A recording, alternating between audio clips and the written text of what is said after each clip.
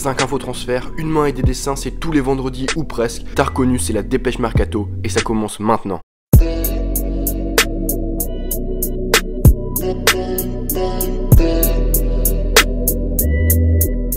Petite parenthèse avant le début de la vidéo, voilà, en plus de réaliser des vidéos sur YouTube, je commence à mettre un peu au design, mais rassurez-vous, c'est encore autour du football, et donc je réalise des coques, des stickers, etc. qui ressemblent à ça. Voilà, pour l'instant, paillettes, c'est le seul modèle que j'ai réalisé, il va y en avoir rapidement plein d'autres, et donc vous pouvez les acheter si vous kiffez ça, le lien sera dans la description.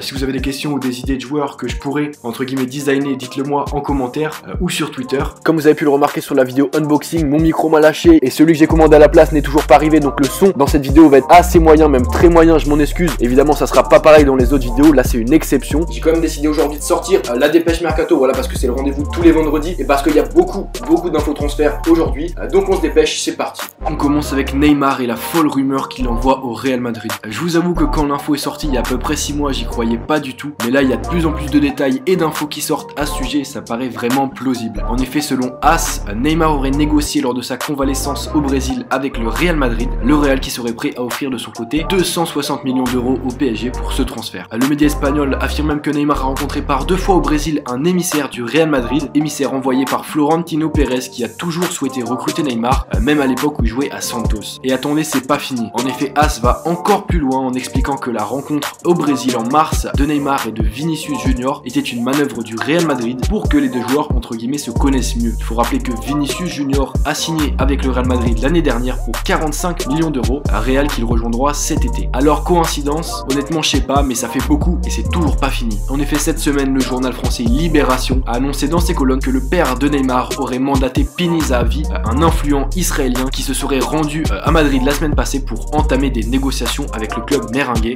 concernant la star du Paris Saint-Germain. Le journal affirme que Zahavi aurait séjourné à l'hôtel Villamania et aurait même assisté à la demi-finale de la Ligue des Champions entre le Real et le Bayern Munich. Honnêtement, toutes ces infos qui viennent de sources différentes me laissent vraiment penser que quelque chose se passe. Vous m'avez fait remarquer que j'abusais parfois un peu sur les pourcentages la semaine dernière, donc je vais me calmer un peu et je vais mettre un 55% de probabilité pour le transfert de Neymar. Franchement, c'est vraiment possible. On continue avec Riyad Mahrez. Voilà, c'est un feuilleton qui dure depuis longtemps, mais son départ de Leicester à la fin de la saison semble très proche. Les tabloïds anglais avancent un transfert vers Manchester City ou bien vers Arsenal. En effet, selon le journal anglais The Times, la direction de Manchester City aurait relancé avant-hier les négociations avec Leicester pour ce transfert. Le montant serait à peu près de 80 millions d'euros. On se rappelle que cet hiver, les dirigeants des Sky Blues avaient proposé 75 millions d'euros pour s'attacher les services de Mahrez, mais cela avait finalement échoué. Cependant, le Sunday Express a récemment lâché une bombe en affirmant que Mahrez aurait une préférence pour les Gunners et aurait même donné son accord à Arsenal. Après, je pense que cette info reste à vérifier parce que le tabloïd n'est pas 100% sûr et surtout, je ne vois pas le club d'Arsenal déjà négocier avec Mahrez alors qu'ils n'ont pas encore officiellement de successeur pour Arsène Wenger. Bref, Mahrez Arsenal, je mets un 20% sur la barre des probabilités, tandis qu'un transfert de Mahrez à City, je vais mettre plutôt un 40% sur la barre des probabilités.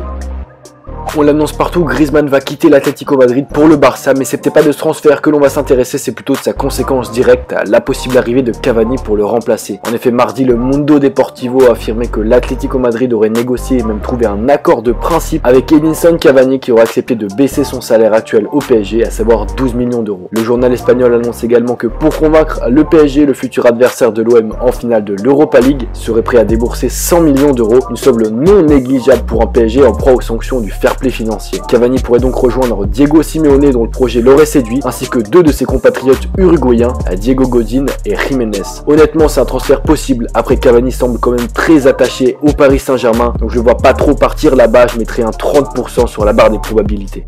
On continue avec l'OM. Au vu du niveau de Mitroglou et Germain cette saison, il est clair que Marseille va devoir recruter un attaquant cet été et plusieurs options semblent s'offrir au club olympien. Tout d'abord, Mario Balotelli. La semaine dernière, Canal+ a annoncé que Rudy Garcia, entre guillemets, adorait Balotelli et rêvait d'en faire son grand attaquant pour la saison prochaine, ce qui a été confirmé ensuite par d'autres sources. En début de semaine, l'une d'elles, Nice Matin, est allée encore plus loin en annonçant que Puma, le futur équipementier de Marseille et dont l'égéré est Mario Balotelli, pourrait aider financièrement l'OM à conclure ce transfert pour réaliser réalisé un coup de com' énorme. On pourrait croire à une utopie, mais sachez que c'est tout à fait possible et que Puma avait déjà aidé à l'époque le Borussia pour le transfert de Dembélé. Il semble cependant que l'Italien aurait envie de retourner jouer en Italie, même si pour le moment aucun club du calcio ne souhaiterait le recruter. Affaire à suivre, mais Balotelli à l'OM pour moi c'est un 30%. Deuxième option pour l'OM selon France Football, Karl Toko et Cambi. En possession d'un bon de sortie, le joueur d'Angers souhaiterait jouer la Coupe d'Europe la saison prochaine, ce qui sera le cas évidemment de l'OM. Si le club phocéen veut s'adjuger les services de l'attaquant de 25 ans, il va tout de même devoir faire face à la concurrence de Villarreal, qui encore une fois selon l'équipe aurait formulé une offre de 16 millions d'euros, ainsi que la concurrence d'Offenheim qui aurait fait une offre de plus de 20 millions d'euros. Bref, si Marseille souhaite le recruter, il va falloir qu'il réagisse rapidement sous peine de le voir quitter la France et la Ligue 1. Toko et Cambi à Marseille, c'est un 25% pour moi sur la barre des probabilités. Enfin, troisième option pour l'OM en attaque, le jeune joueur du FC Bâle, Dimitri Oberlin. Selon TMW, l'OM serait en effet sur la piste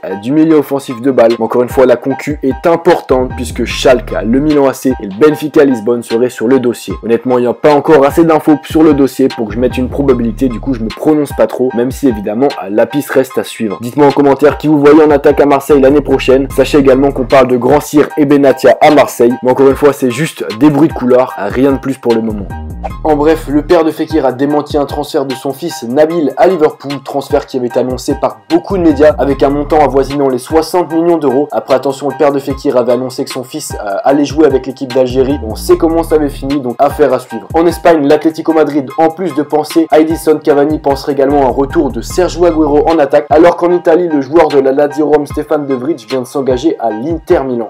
Et donc voilà les gars, c'est déjà la fin de la vidéo. J'espère que vous avez kiffé ces petites infos croustillantes du mercato, ces infos toutes chaudes qui viennent de sortir. On se retrouve vendredi prochain pour une prochaine dépêche mercato. Il y aura peut-être une ou deux vidéos entre temps parce que là les gars, il y a l'Europa League qui arrive, la finale avec l'OM, tout ça, tu connais. Donc on se retrouve rapidement pour une prochaine vidéo les gars. Peace.